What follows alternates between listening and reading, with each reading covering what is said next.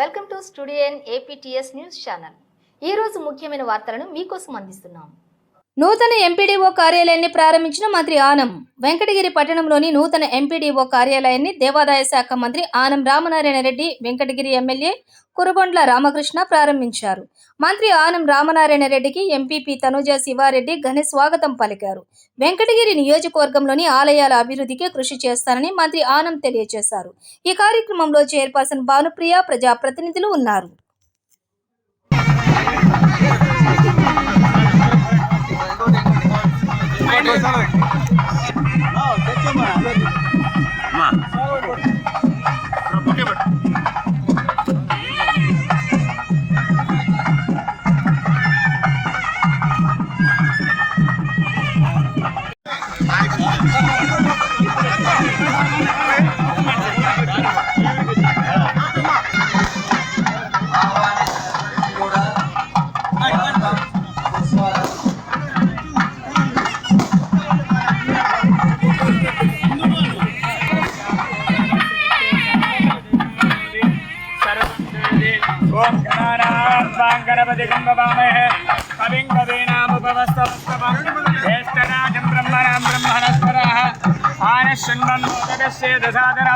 ఓం శ్రీ మహాగణాధిపతయే నమో నమః.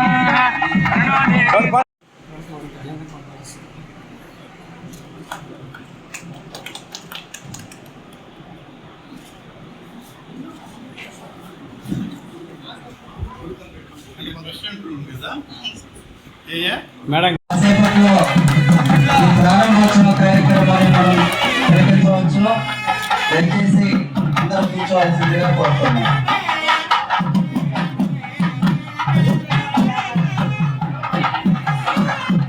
చాలా సంతోషం. ఈరోజు మన ప్రాంతంలో గతంలో 5 సంవత్సరాలు శాసనసభ్యుడిగా ఉండి ఈ ప్రాంత అభివృద్ధిలో కొంత మేరకైనా ఈ ప్రాంతాన్ని అభివృద్ధి చేయాలి అని చెప్పి ఉమ్మడి నెల్లూరు జిల్లాలో కొంత ప్రయత్నం, విడిపోయినటువంటి తిరుపతి జిల్లాలో కొంత ప్రయత్నం చేసినటువంటి పరిస్థితి. 5 సంవత్సరాల కాలం ఏ ప్రాంతం ఏ జిల్లాలో ఉందో తెలుసుకోవడానికి కొంత సమయం, ఏ ప్రాంతానికి ఏమి అవసరమవుతుంది, ఎవరు ఎక్కడ పని చేయాలి అనేటువంటిది కొంత ఆలోచన సందిగ్ధంలోనే గడిచిన 5 సంవత్సరాల కాలం మరి ఇబ్బంది పడ్డటువంటి పరిస్థితి.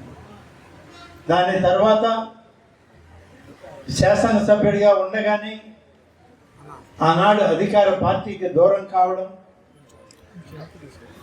మరి ఒక ఫుట్బాల్ ప్లేయర్ని తీసుకొచ్చి ఇక్కడ పెడితే ఆ ఫుట్బాల్ ఇప్పుడు ఎక్కడుందో తెలియదు. ఫుట్బాల్ వెతుక్కోవడానికి ఫుట్బాల్ ప్లేయర్స్ అంతా వెంకటగిరి అంతా తిరుగుతున్నారు. ఆ బాల్ ఎక్కడుందో చూద్దాం, కనపట్లేదు, కనపడదు కూడా. ఎప్పుడైనా కనపడితే మళ్ళీ నేనే కనపడాలా లేదంటే రామకృష్ణ కనపడాలి. ఇప్పుడు ఆ బాల్ అన్నీ లేవు. కాబట్టి ఇలాంటి వాతావరణంలో గడిచిన 5 సంవత్సరాలకి అభివృద్ధికి దూరమైంది వెంకటగిరి నియోజకవర్గం అని చెప్పి చెప్పక తప్పదు. అనేక ప్రయత్నాలు చేశాం. ఆనాడు ఉన్న జిల్లా కలెక్టర్లతో సమావేశమై గ్రామ కొలంలు అని చెప్పి మండలానికి ఒక రిజర్వాయర్ని తయారు చేసి ఆ రిజర్వాయర్ ద్వారా గ్రామస్తులందరూ కూడా అభివృద్ధి చేయాలి, వాళ్ళకి సాయంత్రం పూట కొంత సమయం వాళ్ళు ప్రకృతిలో ఆనందంగా ఉండాలి అనేటువంటి దానిలో కొన్ని ప్రయత్నాలు చేశాం. అది అలా నిలిచిపోయినాయి మధ్యలో. అలాగే వెంకటగిరి మున్సిపాలిటీకి పార్కులు రావాలని ఇప్పుడు రామకృష్ణ గారు అన్నారు. పార్కులు రావడానికి నిధులు మున్సిపాలిటీలో తక్కువైతే మనకు తెలిసినటువంటి పార్లమెంటు సభ్యులు, రాజ్యసభలో ఉన్నవాళ్ళు, లోక్సభలో ఉన్న సభ్యుల్ని 5 సభ్యులను అడిగి దాదాపు 2 కోట్ల రూపాయలు తీసుకొచ్చి ప్రణాళిక తయారు చేసి శంకుస్థాపన చేసి పనులు మొదలుపెట్టే సమయానికి ఆ పార్కుల్ని జరగనీయకుండా చేస్తే పార్లమెంటు సభ్యులుగా డబ్బు ఇచ్చినటువంటి వాళ్ళు మీకు అభివృద్ధి లేనప్పుడు మా డబ్బు మాకు తిరిగి ఇచ్చేయండి, మా నియోజకవర్గాల్లో మేము ఖర్చు పెట్టుకుంటామని ఒక్కొక్క పార్లమెంట్ సభ్యులు 25 లక్షలు వాళ్ళ ఎంపీ ల్యాడ్స్ నుంచి ఇస్తే ఆ డబ్బు కూడా వెనక్కి వెళ్ళిపోయింది. ఇలాంటి దయనీయమైన పరిస్థితులు వెంకటగిరిలో.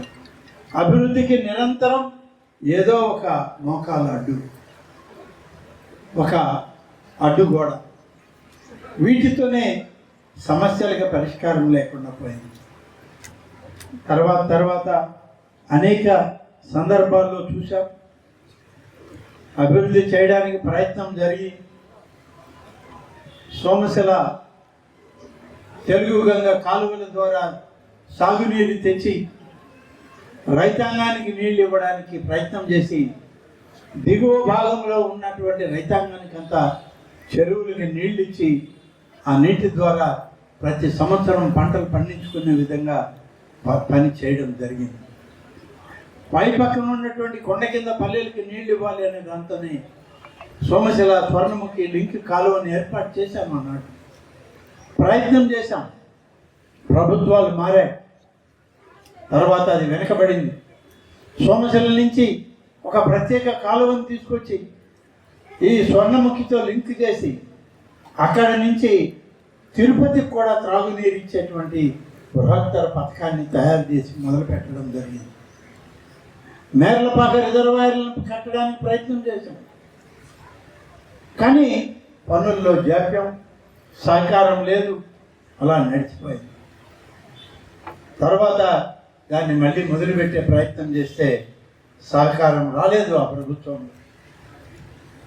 మన కళ్ళ ముందే ఉంది దక్కిలి మండలంలో ఒక రిజర్వాయర్, బ్యాలెన్సింగ్ రిజర్వాయర్ రామకృష్ణ శంకుస్థాపన చేస్తే పని చేయడానికి నేను మొదలు పెడితే దాన్ని అడ్డుకున్నటువంటి పరిస్థితి. అది మొదలు కాకుండా నేను నిలిచిపోయాను. ఇవాళ మొదలు చేసి పెట్టాలి అంటే ఆనాడు 500 కోట్ల రూపాయలతో పూర్తయ్యే రిజర్వాయర్ ఇవాళ 1000 కోట్ల రూపాయలకు పైన ఖర్చు చేయాల్సిన దుస్థితి. నిధులు లేనటువంటి రాష్ట్రం మంది. నిధులు కావాలని అడిగితే ఇచ్చేటువంటి వాళ్ళు ఎక్కడున్నారని ఎత్తుక్కుంటూ ఉన్నాం. ఇవాళ గౌరవ ముఖ్యమంత్రి చంద్రబాబు నాయుడు గారు ముఖ్యమంత్రిగా నిరంతరం తను పడే తపన చూస్తే నిజంగా ఇటువంటి ముఖ్యమంత్రి మరొక రాష్ట్రానికి మరొక సందర్భంలో దొరుకుతారనే పరిస్థితి ఏర్పడింది. 11.5 లక్షల కోట్ల రూపాయల అప్పు 5 సంవత్సరాల్లో ఈ రాష్ట్రానికి ఏర్పడింది. ఇంత అప్పును తిరిగి కట్టాలి.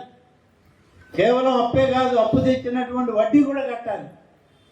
అవి కట్టాలన్నా లేకుంటే ఈ రాష్ట్రాన్ని అభివృద్ధి చేయాలన్నా, మన ప్రాంతాలు అభివృద్ధి చెందాలన్నా ఇన్ని రకాలుగా ఇవాళ ఆలోచన చేస్తూ కేంద్ర ప్రభుత్వం ప్రధానమంత్రి శ్రీ నరేంద్ర మోడీ గారి సహకారంతో అక్కడ ఉన్నటువంటి సీతారామన్ గారి యొక్క సహచర్యంతో నిధులు తెచ్చి ఈ రాష్ట్రాన్ని అభివృద్ధి చేసే ఒక ప్రయత్నం జరుగుతూ ఉంది. ఈ రాష్ట్రంలో తిరిగి మళ్ళీ అన్ని పట్టాలు ఎక్కించాలని ఒక ప్రయత్నం. దాదాపుగా 6 మాసాలు అవుతుంది ఈ ప్రభుత్వం వచ్చి. మీరు అడగవచ్చు, ఏం చేశారయ్యా ఈ 6 మాసాల్లో? 6 మాసాల్లో చేసేటువంటి ప్రయత్నం